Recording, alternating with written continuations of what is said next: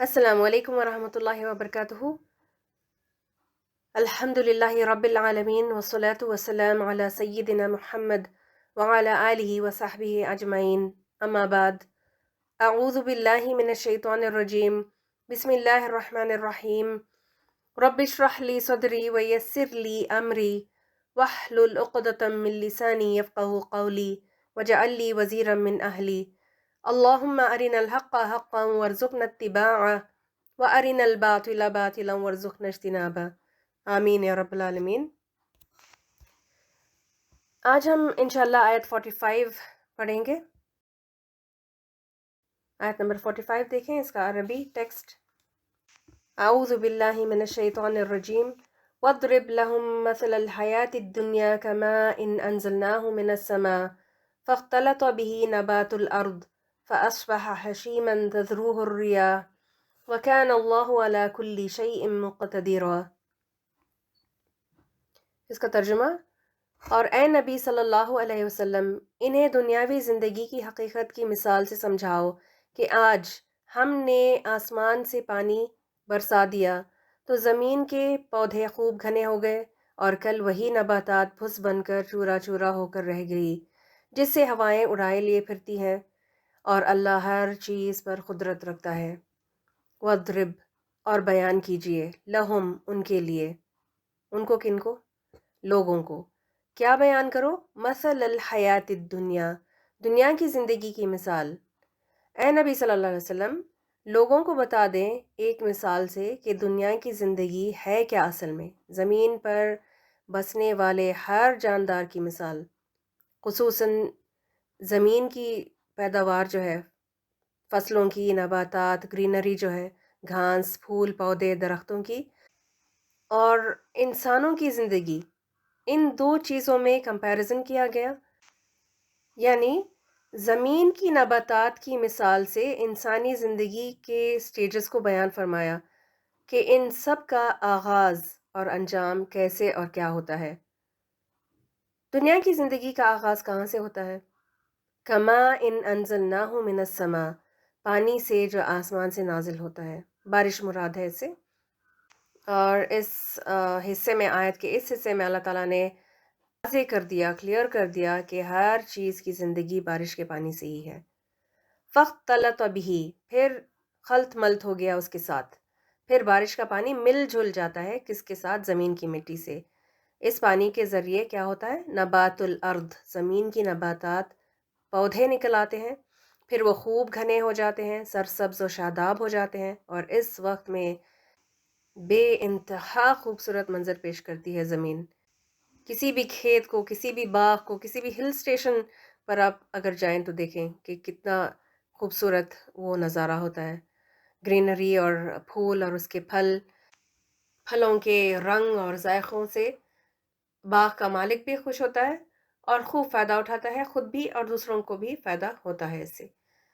پھر کیا ہوتا ہے؟ پتجھڑ کا سیزن آ جاتا ہے، یعنی آٹم یا فال والا سیزن۔ ہمارے ہاں یہ سیزن ذرا کم ہی دیکھنے کو ملتا ہے، یہاں زیادہ تر ایور گرین ٹریز ہوتے ہیں جس میں کچھ نہ کچھ ہریالی باقی رہتی ہے۔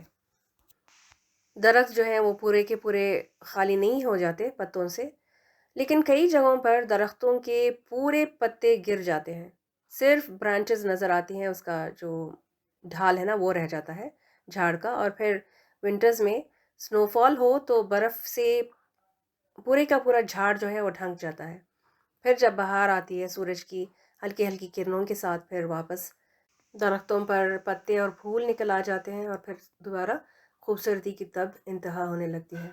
خیر، گرینری پورے جوبن پر آنے کے بعد پتے زرد ہونے لگتے ہیں، زردی چھا جاتی ہے پتوں سے، جو پانی اس نے جذب کیا ہوتا ہے نا پتوں کے اندر، تو وہ اڑ جاتا ہے، وہ ایویپوریٹ ہو جاتا ہے، تو پتے سوکھ کر پیلے پڑ جاتے ہیں۔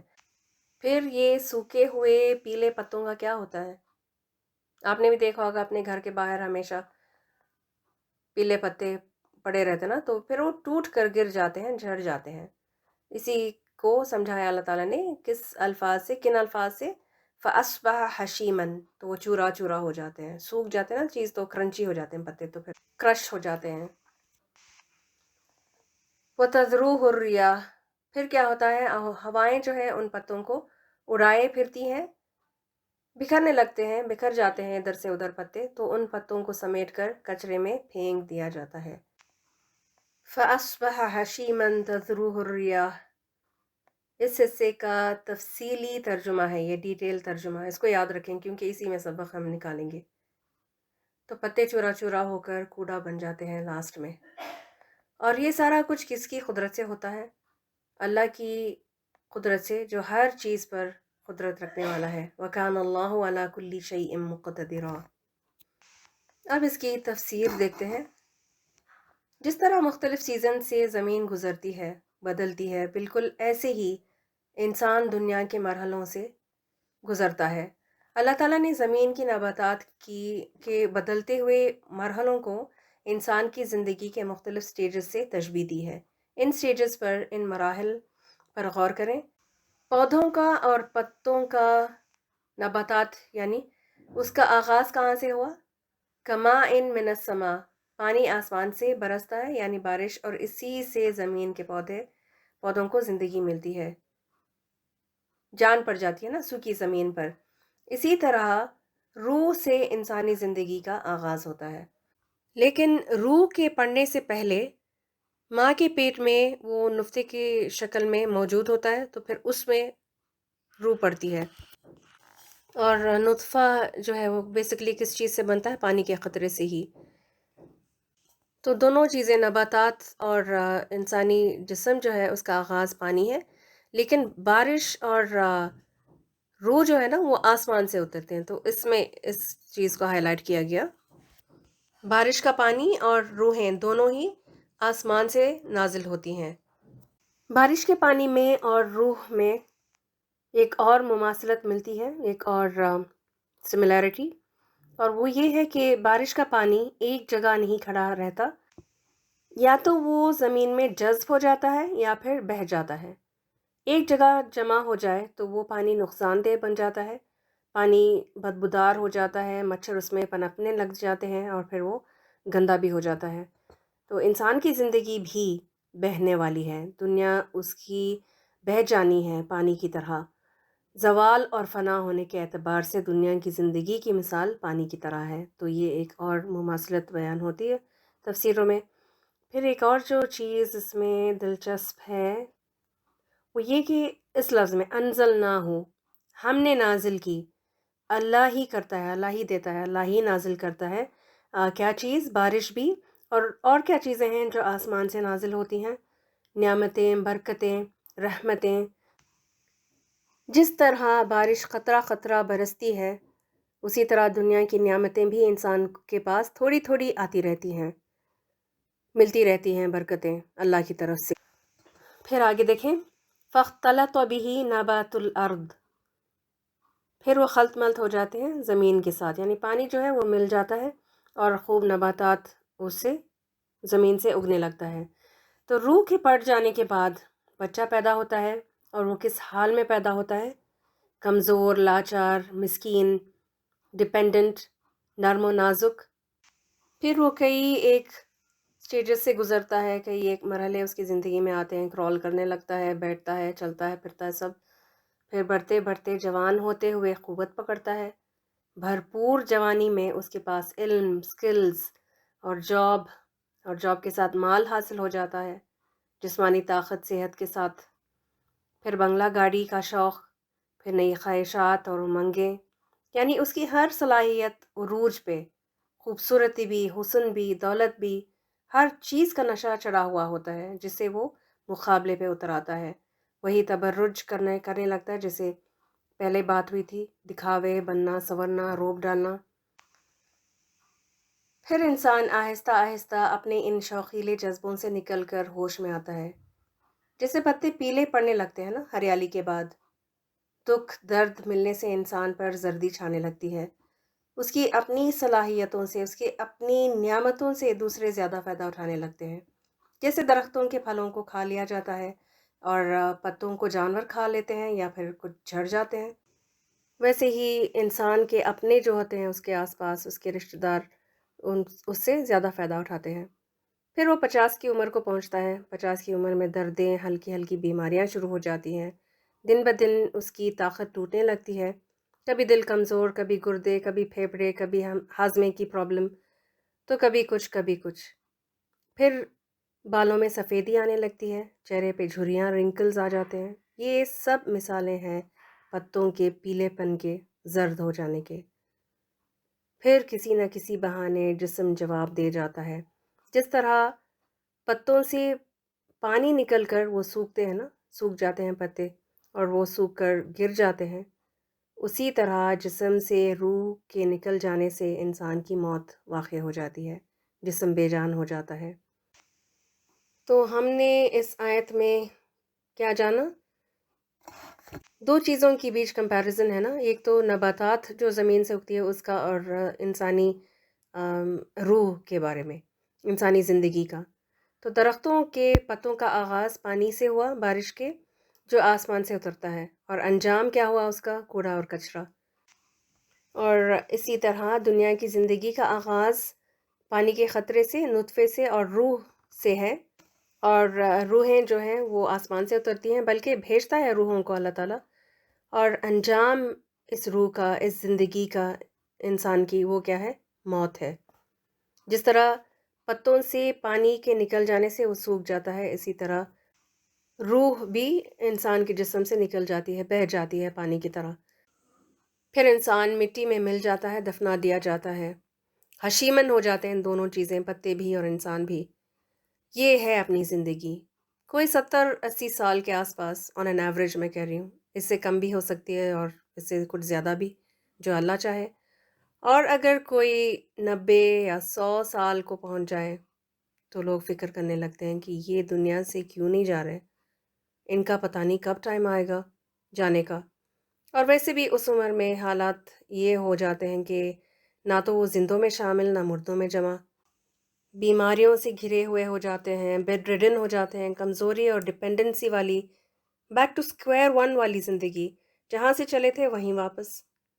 آس پاس کے لوگ بھی پریشان حال ہو جاتے ہیں، اور بندہ خود بھی بوجھ بن کر جینا نہیں چاہتا، دوسروں کو تکلیف میں ڈال کر، مجبور اور عاجز ہو کر. پھر انسان موت کو چاہنے لگتا ہے، تمنا کرتا ہے کہ اب بس چلے جائیں تو ہی خیر ہے.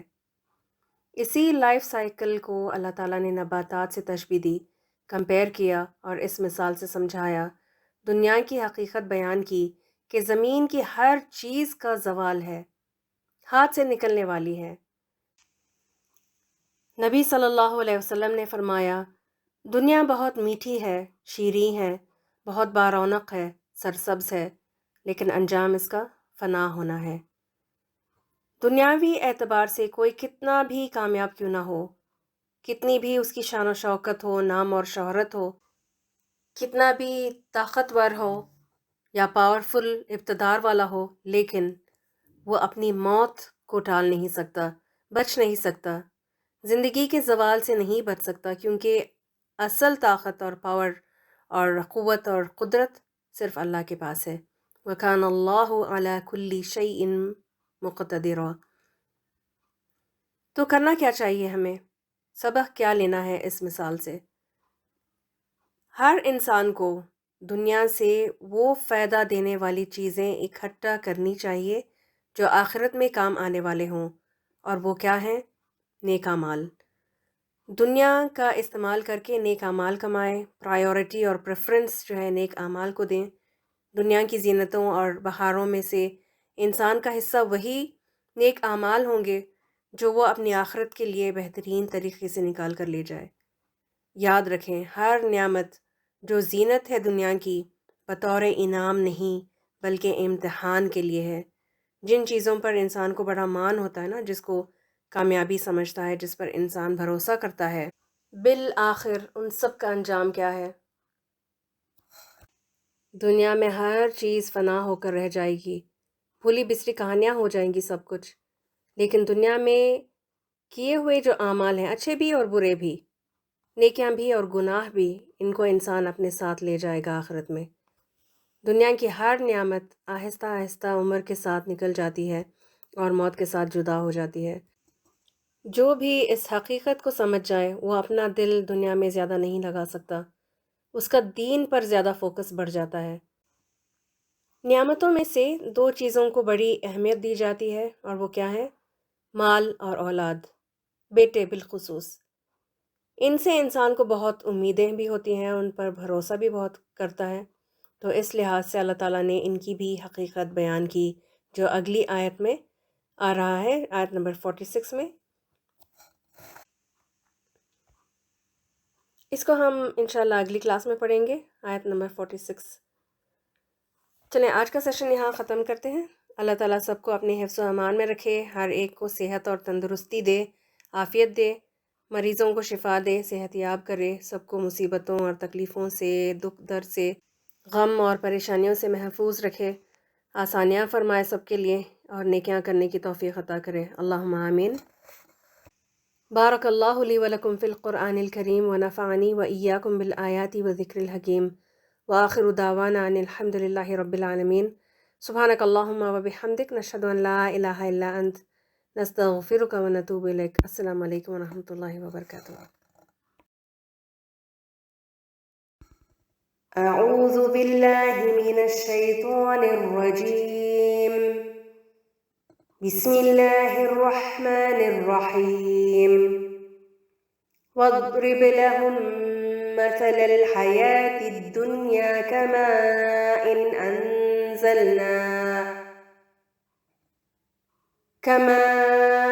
أنزلناه من السماء فاختلط به نبات الأرض فأصبح هشيما تذروه الرياح وكان الله على كل شيء مقتدرا۔